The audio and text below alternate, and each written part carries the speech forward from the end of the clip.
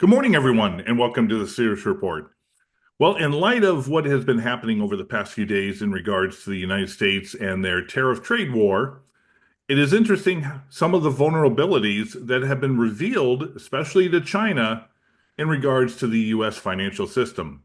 Paul, as always, want to thank you for being a part of this discussion. And what are some of these interesting vulnerabilities that we have seen take place, especially when you take a look at markets overnight after the U.S. closes?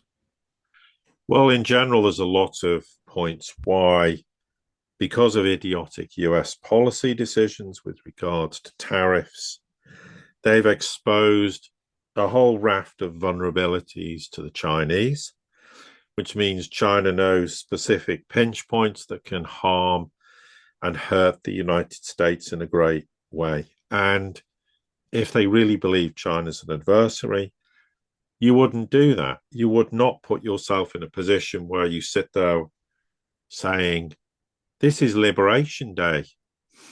And then a few days later, Liberation Day is over. So did you unliberate the world or the United States in the process?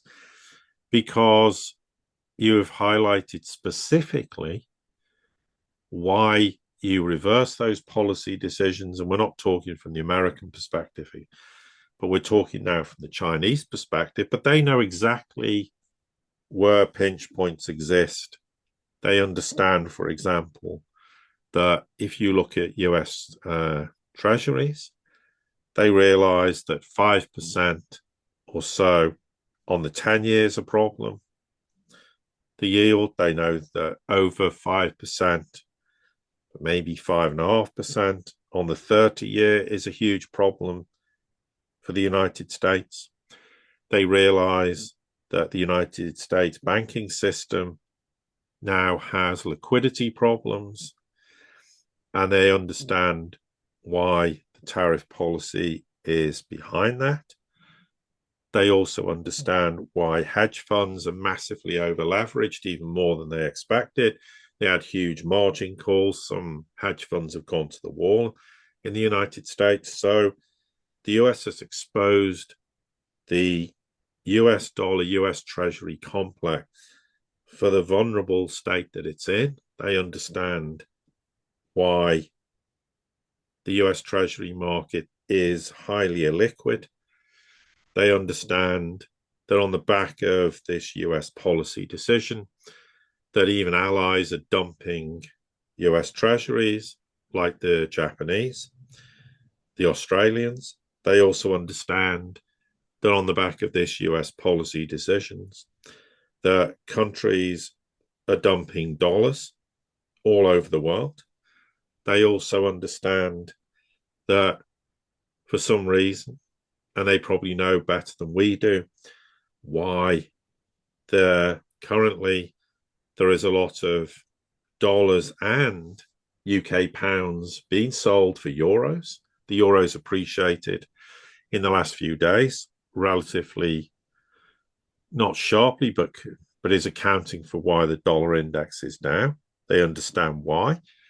They can utilize that to their advantage in negotiations and discussions with the Europeans, which the Chinese ironically are doing. They also can see how the dollar's being dumped and the yen's being bought heavily. They've only recently had a lot of trade and cooperation discussions with both the Japanese and the South Koreans. That cannot be a coincidence, and it probably isn't. And that's just some of the broad financial things. They're also understood how the market is responded to all of this, that gold today, or recently, reached an all-time record high against the dollar again. And they therefore can also see the amount of paper leverage that exists in gold and silver because of how particularly silver more than gold got smashed, and it was all to do with margin calls, which has nothing to do with holding physical metal.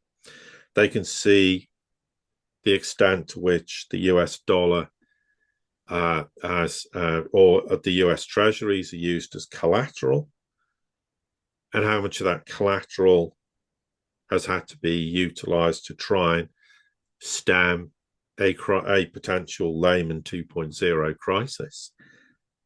And therefore, you can start to really pinpoint specific areas that the United States financial system is under. We haven't even got onto the economic side, and I'll just give way to you, Ken, because there is a whole raft of economic things that the Chinese have learned huge lessons from in the last few days. And if, as I say, someone's an adversary, which apparently the Chinese are, then why are you giving away all your trade secrets, all your vulnerabilities, and exposing yourself in such a naked way to the Chinese? This is demonstrating very clearly the crass level of stupidity that prompts decisions to be made, no understanding of the consequences of actions, what happens if this doesn't work, what happens if this goes wrong, and what is that going to tell the Chinese?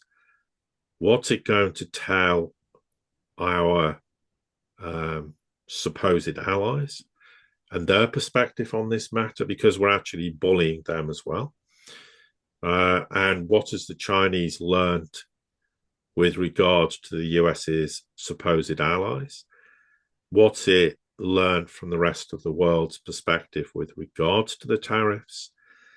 And again, because China's going to pay attention to all this in a very micromanaged way, because what did they say?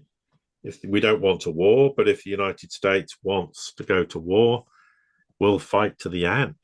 And we're not talking about a nuclear war. We're talking about this tariff war and this economic war, this financial war. And China's deadly serious.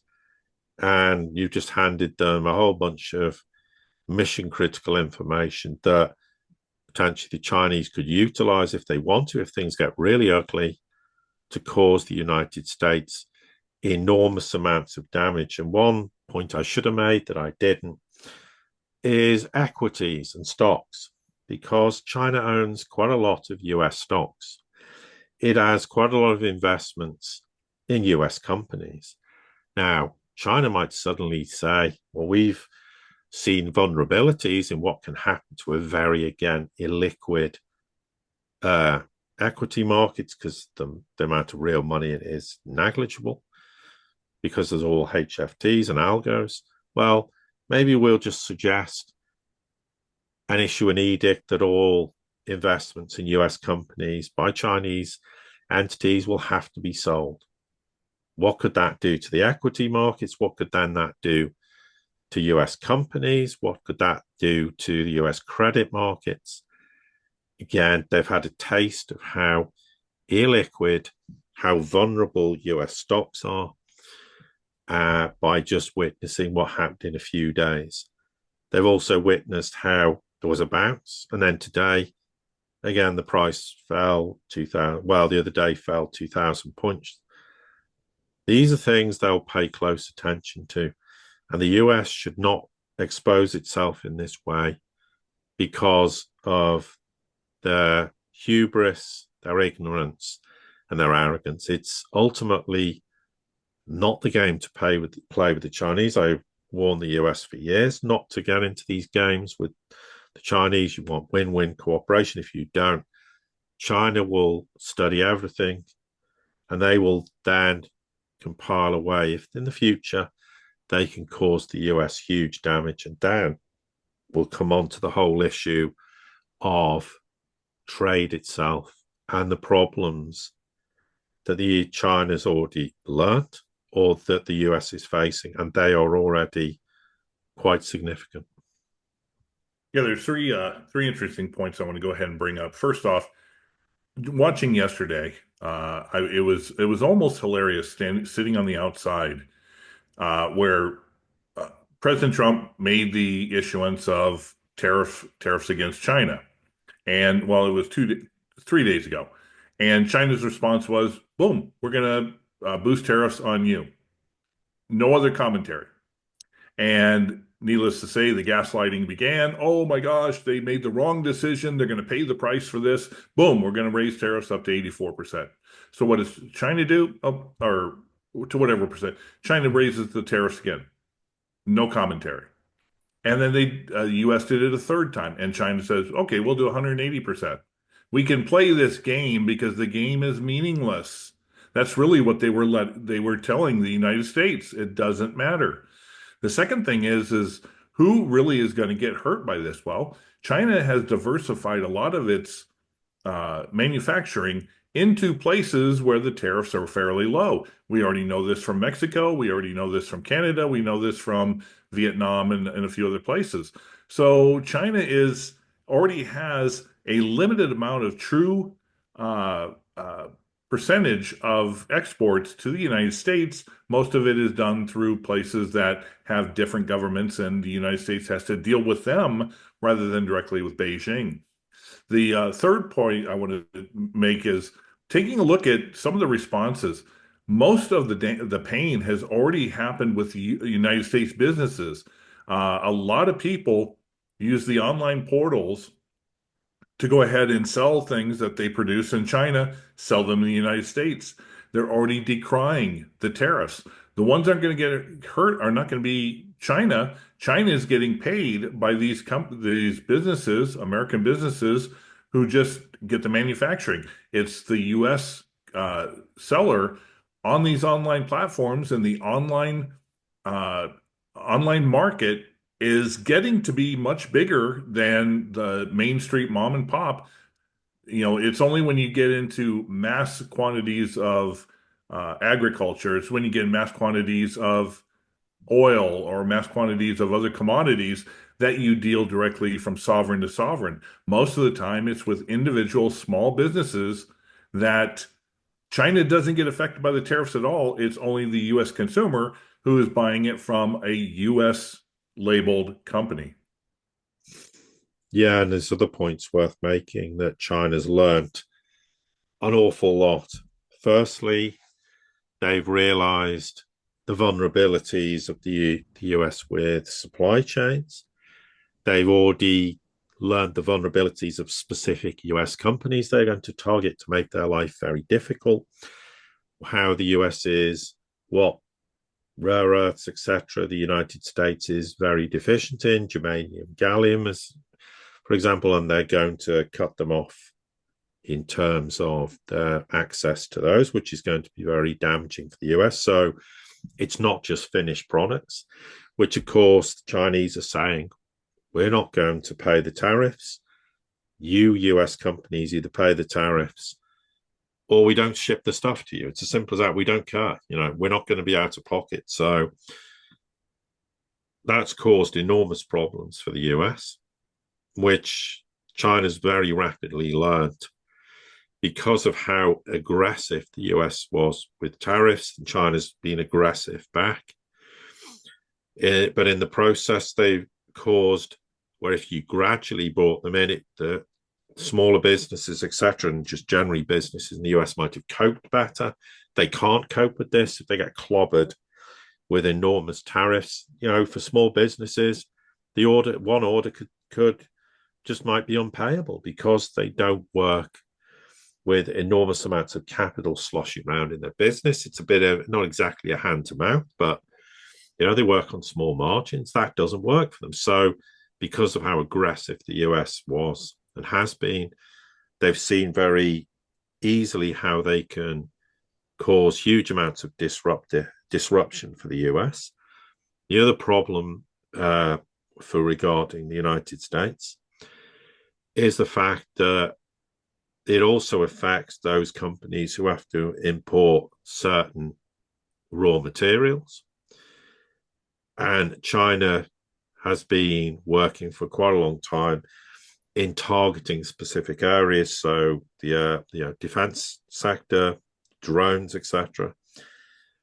And therefore, because the United States was seemingly hell-bent on trying to cause China a huge amount of pain very quickly, they clearly didn't bank on China responding the way they did.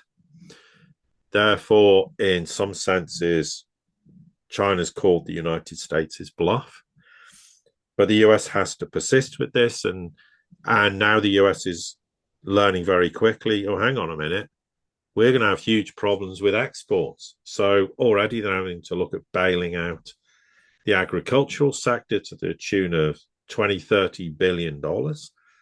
What other sectors are they going to have to bail out? Because otherwise they could go to the wall.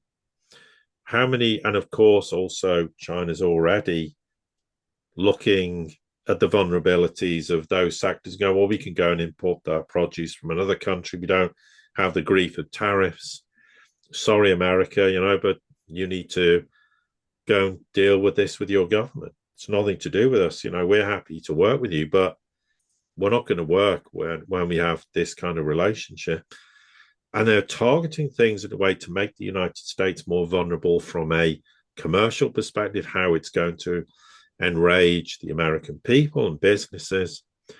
And that is something that obviously they've learned extremely quickly because of this aggressive US policy. So in essence, when you look, China has learned all the financial pinch points.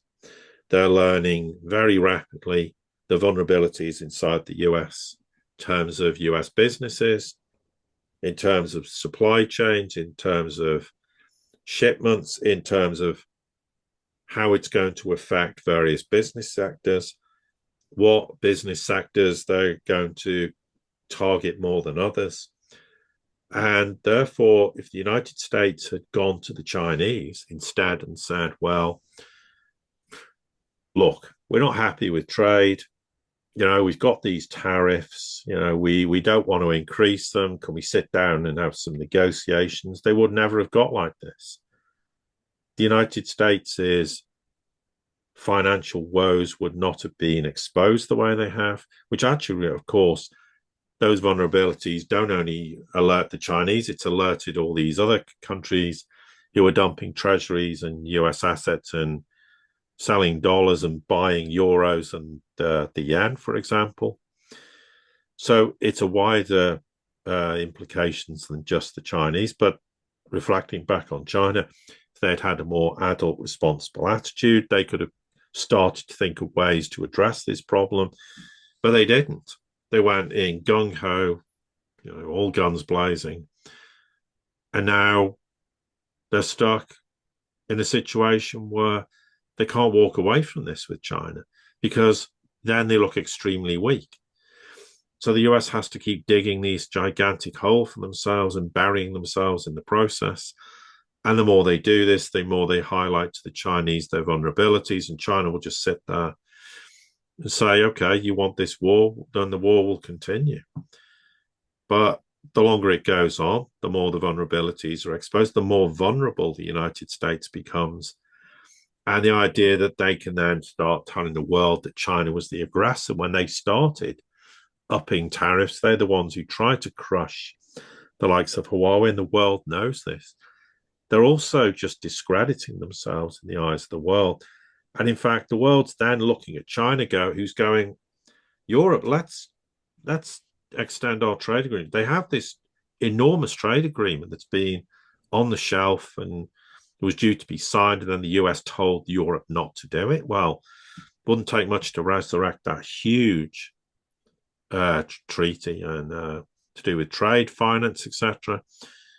And it's much more favorable terms than anything they'll get from the US. And Europe may just be sat there going, well, this is the future. And also, because of the vulnerabilities and the relationship between the United States and Europe, China can seek to exploit that too. So there are many direct and indirect consequences for the US's behavior. And the one nation you don't want to expose your vulnerabilities to if you're being aggressive with them is the Chinese, because they're very, very adept and clever at using those to their advantage. And we don't know to what extent China may already be applying pressure to these pressure points, especially in light of what's happened in the last couple of days and since obviously, effectively, the US said, well, we're pausing the tariffs, but not with you, China.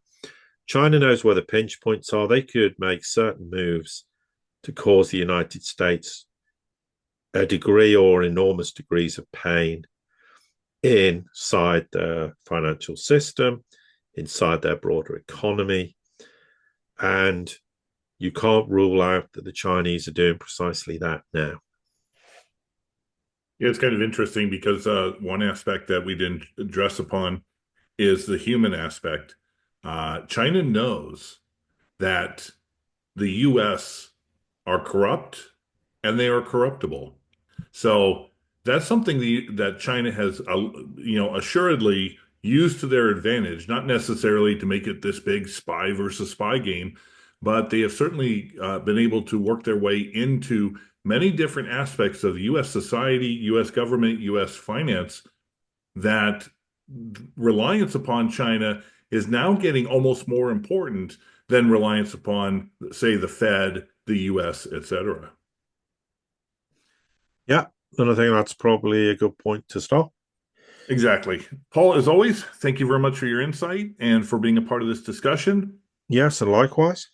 And everybody here at the Sirius Report community, thank you for all of your support. Don't forget to like, share, subscribe, comment, send this out to anybody you think it might be important to. And until the next time we get together, have a great day.